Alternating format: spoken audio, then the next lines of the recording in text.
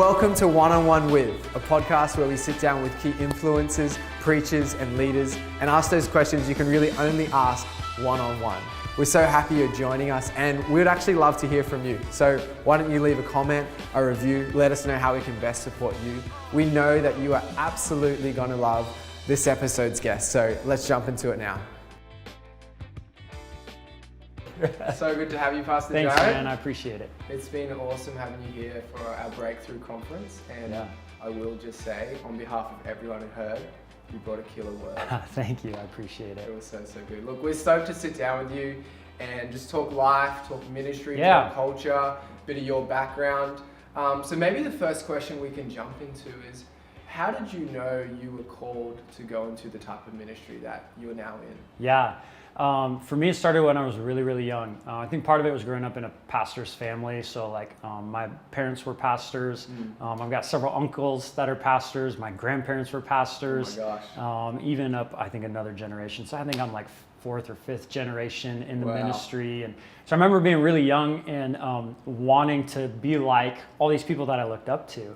My dad and my uncles and these people that were giving their lives to ministry. And so from a very young age, I felt a calling toward it. And I remember actually as a freshman in high school is really when God confirmed the calling on my life. I was at a youth summer camp and was just at the altar responding. And I remember asking God, is this just something I want, or is it something that you really want for me? Is it just me wanting to be like the people that I admire, or is this a calling for you? And I just heard the voice of God so clearly that this is what I was supposed to give my life to. And so, kind of from that moment on, I've known and I've pursued this, and it's just kind of always been a part of who I am. Wow, that's so interesting. Dinner tables like with all the family together? Yeah, all the family together. It's always like theology or like, how to better lead the church or whatever. I used to sit and listen to those conversations and it's pretty awesome.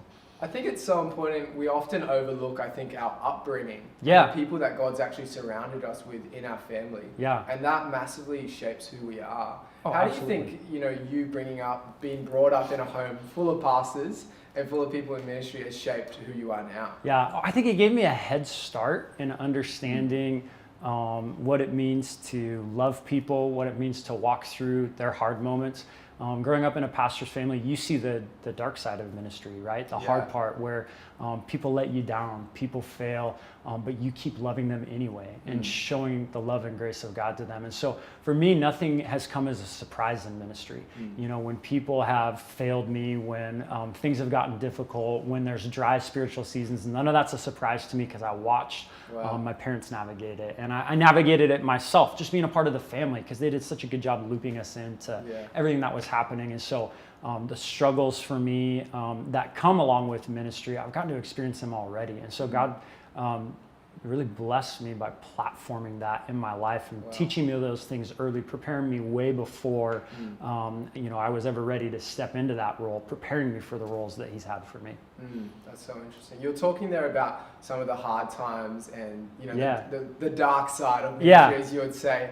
What would, if you had one, which is an interesting question, if you had a favorite failure or a favorite, hard part in your experience in ministry looking back on that you've learned the most from, what would that be? Well, one of them's funny. I was thinking about this. I remember being a junior high pastor. I was like, 21, 22 years old, and we were, doing what you do at junior high ministry. We were playing games, and so every single week we would do this as part of the service or whatever. You play a game, and it was usually guys versus girls. And in this one game, we were having the kids had to eat a saltine cracker and then eat like baby food and then eat peanut butter, and there was like a specific order that they had to go in because it was going to make it more difficult, and they had to finish each thing before they moved on to the next. So you had to finish your saltine crackers before you ate your peanut butter. And baby food, you had to eat it all. So we had kids volunteer. They all came up, and this one kid comes up, and we say go, and the music cranks up. Everything's loud. I'm yelling in the mic, getting everyone hyped.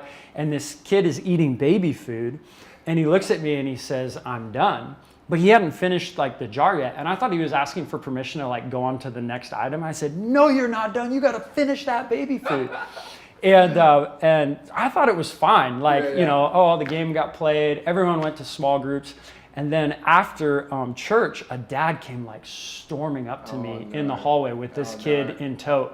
And he said, I need to talk to you. And I was like, oh crap, like what did I do? And so I had him come into my office and he's like, why did you make my kid cry? He said, you made him eat baby food. I was like, made him eat baby food? What did I do? Well, the poor kid, he thought the baby food was gross and he was hating his life eating it. And I had said from the microphone, you're gonna finish that baby food. And it was his first time at church and I had made him cry and it was bad. So I don't know, there's like funny failures like that. I think, some of the other failures that I've had, it's kind of interesting, but like elevating rising leaders too quickly has been a failure that I've made. There's, kind of a common phrase that's used that don't let your gifting move you beyond your character. Wow. And I think there's been a few times where I have let someone's gifting move them further up than their character could match. And so I've, from learning from that and learning from the failure that follows that, it doesn't just affect you, but affects other leaders in the ministry, affects students. I've learned to have a better intuition for when someone's really ready to step into their gifting, you know what I mean? And to be okay with telling them they're not ready. And that's a hard thing. That's a hard thing for young leaders to hear. But I know that if you can hear that and you can receive that and you can be teachable enough to go, okay, I'll do whatever I can to prepare myself and I'll wait for that spotlight. I'll wait for that moment.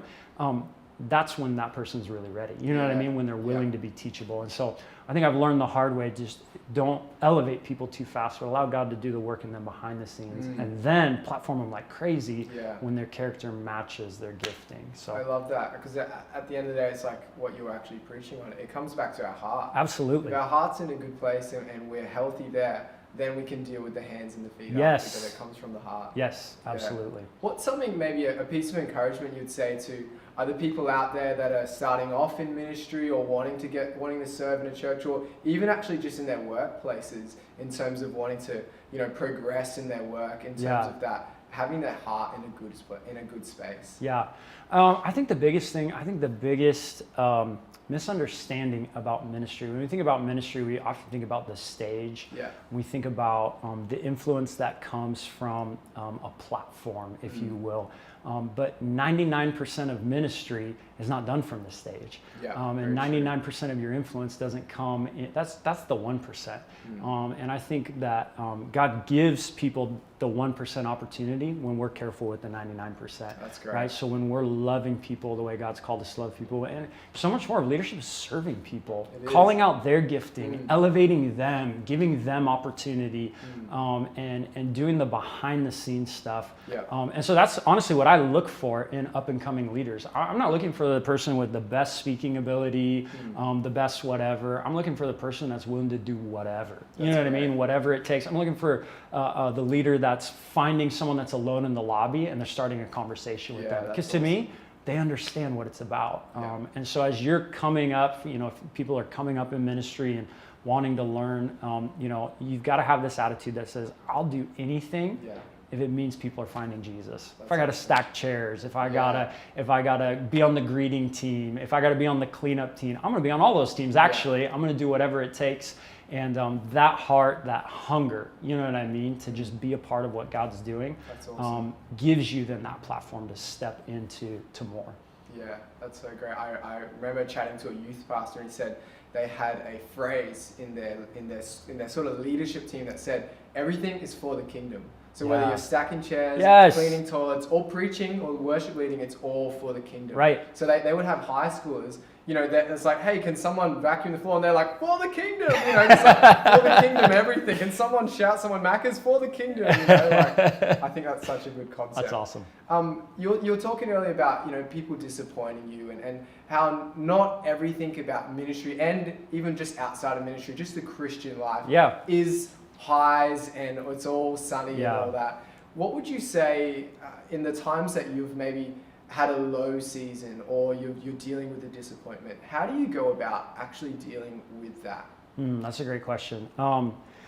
think one of the things you've got to do as a leader is have people that are in the next season, that are a step further than you, that are speaking into your life. That's great. And looping those people in. Usually people, it's helpful if they're outside of your circle. So like, I have my lead pastor that's an influencer in my life and speaks a ton into my life, but it's helpful that I have a few other guys in my life as well that are outside of my immediate circle that can bring perspective that I don't get anywhere else.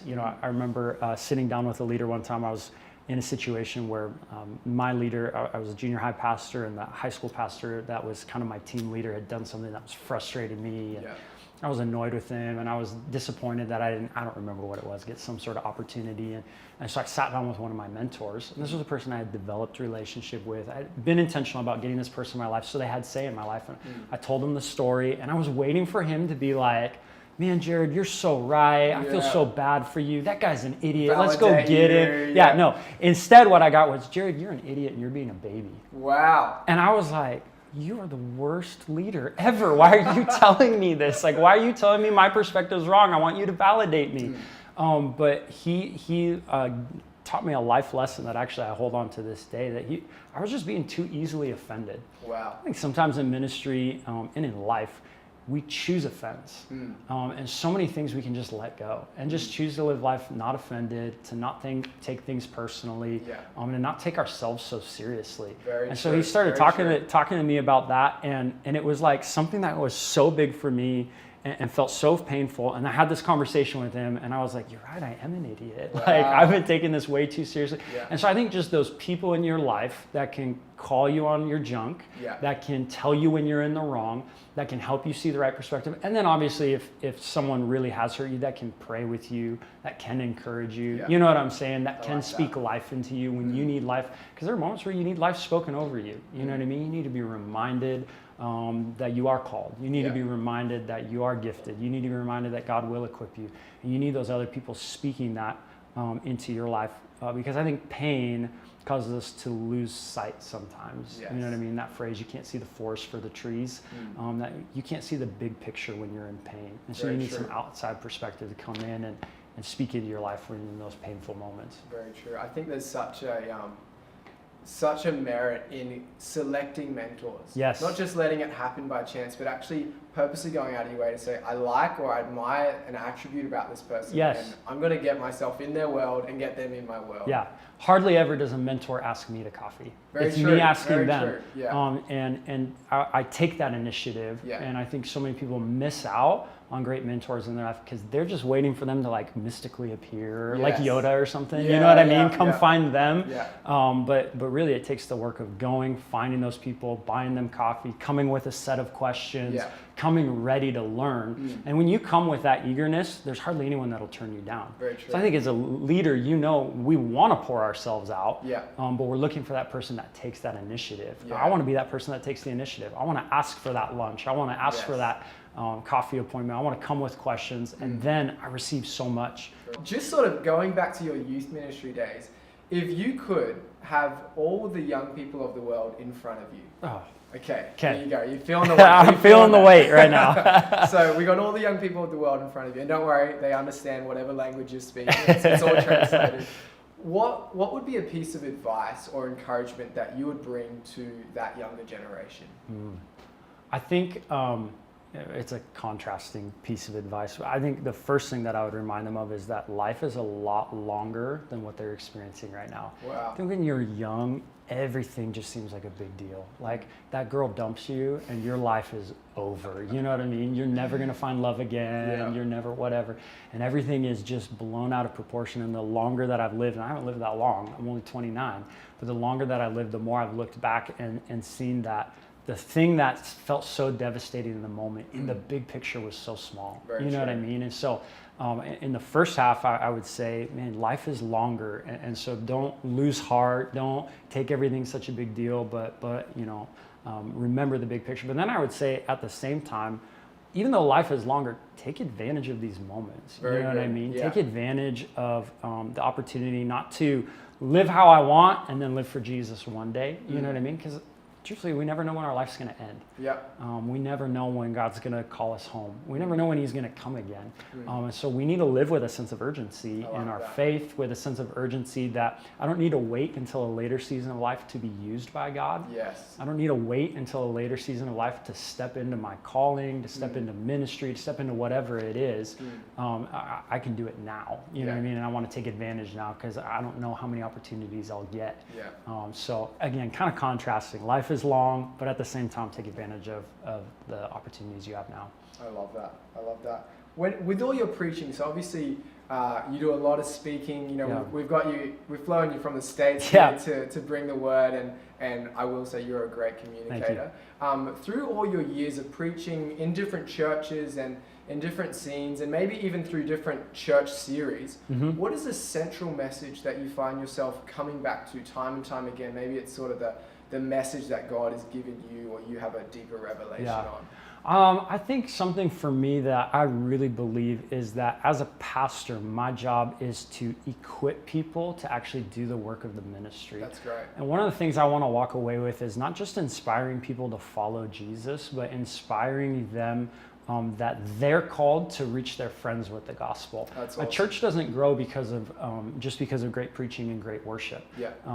Great preaching and great worship allow people to be comfortable enough to bring a friend. But until everyone in the body of Christ, until everyone who's a part of a church really understands that it's their job, that it's our job, that it's my job to talk to my barista, that it's my job to talk to my coworker, that it's my job to talk to my neighbor, and really present Jesus to them through the way that I live my life, through inviting them to church, all that kind of stuff. So I don't want to just leave people inspired to like live different, like, oh, I have Jesus in me and now I'm fine. But like, I have Jesus in me, and the person that I know needs that. Like, they need the hope that I'm experiencing. They need the peace that I'm experiencing. And so I always want people to have their eyes out, if you will. You know what I mean? And I think that's what grows a church. That's what starts a revival. Absolutely. It is not necessarily that one person, one great preacher comes in and changes everything, but that all the people realize that God's using them. I love that Jesus says that the harvest is plentiful. In other words, his Spirit's going before us. He's preparing hearts. The harvest is plentiful, but it's the workers that are few. And so he says, pray to the Lord of the harvest that he'll send more workers. I want to inspire more workers. You know what I mean? I want to inspire more people to be compelled, not just to follow Jesus, but to bring other people along with them in following Jesus. That's awesome. So final question. If you could have a meal with anyone that's still alive or anyone that's even passed away, who would that person be and why? Well, Jesus would be answer number one. No, I'm just kidding. You know? No, I'm not going to give that as a real answer. Honestly, I would love to have had a meal with Billy Graham. And I mean, it's awesome because he's an incredible evangelist, incredible communicator. So many people have found Jesus because of his ministry. But I've heard stories. The reason I'd like to have a meal with him, I've heard stories of people who did have meals with him. And how much it impacted them just being around. He wasn't just a preacher. He was a guy who genuinely loved God and was used by God as much in a conversation as he was on a platform. You know what I mean? And so I would love to sit down with him and be inspired by his life and have him pray over me. You know what I mean? I think that would be just a really cool experience. So I'll have it one day in heaven, I guess. That's awesome. I love that. Well, thank you so much. Hey, absolutely, man. Really appreciate your time. And you not only inspired myself, but everyone listening as well. So thank you. Thank you very much. Awesome. Thanks so much for joining us for One-on-One With. We appreciate your time. If you enjoyed today's episode, why don't you hit that subscribe button, leave a comment, leave a review, or even share the link to a friend that you think would enjoy it as well. Thanks again for joining it, and we'll see you on the next episode.